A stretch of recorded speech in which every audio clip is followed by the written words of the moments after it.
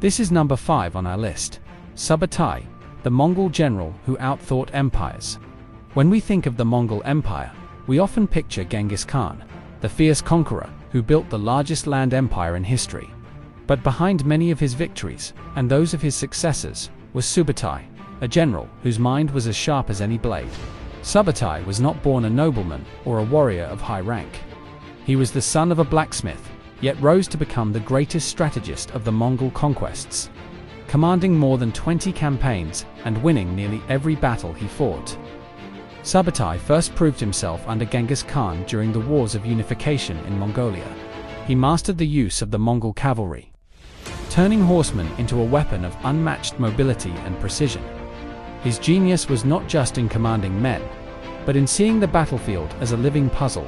Terrain, timing, and deception were all pieces he could arrange to his advantage. In China, he oversaw sieges that broke through the walls of great cities. The Mongols, who had once been dismissed as steppe raiders, under Subutai's direction, adapted quickly, using captured engineers to build siege weapons like catapults and towers.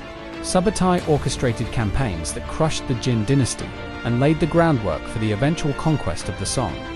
His armies moved with astonishing speed, often covering distances in days that would take other armies weeks. But it was in the West where Subutai's brilliance truly stunned the world. In 1223, at the Battle of the Kolka River, he lured a combined force of Rus princes and steppe allies into a devastating ambush. Pretending to retreat, Subutai drew them into pursuit for 9 days. When the moment was right, he turned and annihilated them.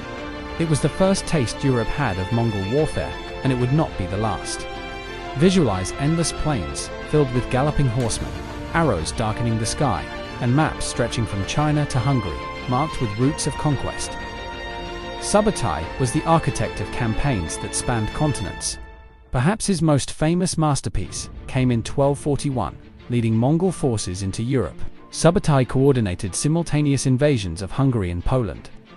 At the Battle of Legnica in Poland, Mongol forces crushed a European coalition, while at the same time, Subutai himself commanded the decisive victory at Mohi in Hungary, using feigned retreats, hidden fords, and encirclement.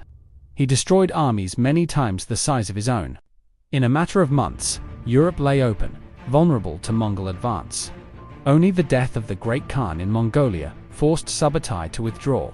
His strategies were centuries ahead of their time.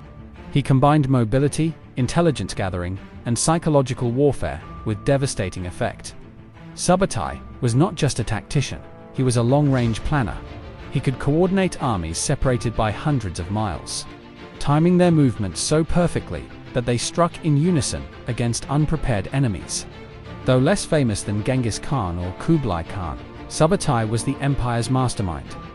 He fought in more than 50 battles and conquered 32 nations, shaping the Mongol Empire's dominance across Eurasia.